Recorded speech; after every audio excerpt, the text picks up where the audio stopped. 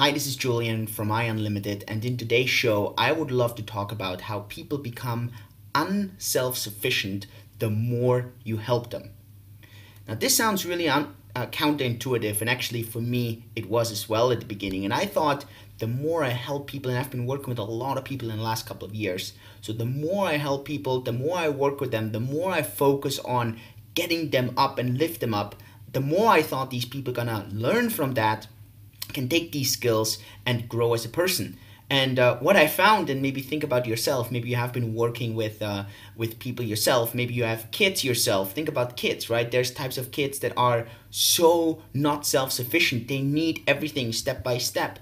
And other kids or other people, they are so self-sufficient. They do everything by themselves. And I was really wondering and asking myself, I said, hey, how is this possible? Why is some group of people so extremely self-sufficient and another group absolutely not? Well, so I did a lot of research actually, and I read some psychological books. I listened to a lot from Tony Robbins, and it wasn't really until last week, or 10 days ago, when I don't know if you're following a show on YouTube called WHAAATTT. They normally talk a lot about science, but also sometimes about psychological behaviors and phenomena. And so I listened to their show, and they were talking about how dogs, when they got punished in a way by not letting them out and letting them grow as a dog, if you want to call it this way, they became helpless. And so this really opened my mind and said, hey, wow, this is a very typical, similar behavior that also we as humans do. And I want to give you a small example. Now, just imagine you have someone who, there's always this typical fish phenomenon, right? Where you will have a person that is hungry, and then there's this famous quote, give the person a fish, you feed him for a day. Teach him how to fish. Well, the person's gonna be fed his whole life. Well, it's a sentence we all know, but what does it really mean? So what it really means is this. If you work with someone and you want this person to grow, or you see a person struggling, you need to help the person initially. You need to help the person to go and get over their first leap, to have that first challenge, overcome that first challenge, get a set of skills, learn. Now, this could be by supporting them financially, right? If you have someone that you pay them some money to help them, that helps them initially. Or you go with them and you invest time with them, that you sit with them and teach them step by step how to do certain things. This can be all, you give them tools, you give them resources, whatever it is. Now, here's the key. If you keep providing these resources, if you keep providing this money, providing the time, providing the energy, the person has two options.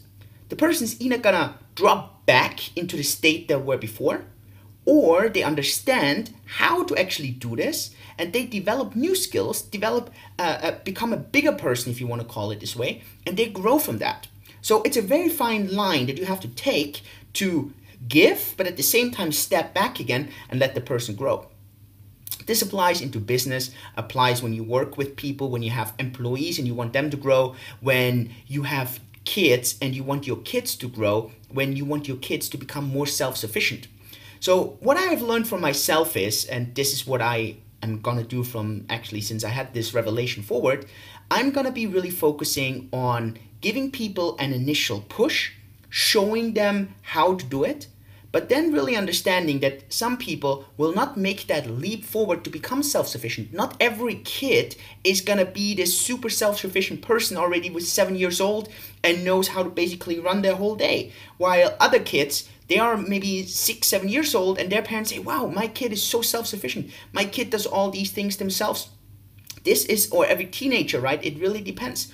And so what I learned from this is you just have to take the risk. You have to say some kids, some people, some employees, some partners are just not going to be made for true self-sufficiency, for running and doing a whole concept by themselves. Where other people, they need that. They need the initial push. They need to be shown the door, if you want to call it. But then if you walk with them through the door, they're always going to want you to hold their hand and walk with them constantly. But if you show them, hey, here's the door, now it's time for you to walk through, some people really gonna walk through and they're gonna grow as a person. And so, I hope with this I bring value to you. I hope this show, we're gonna keep running more of these broadcast of these videos. We have a Facebook group, follow us there.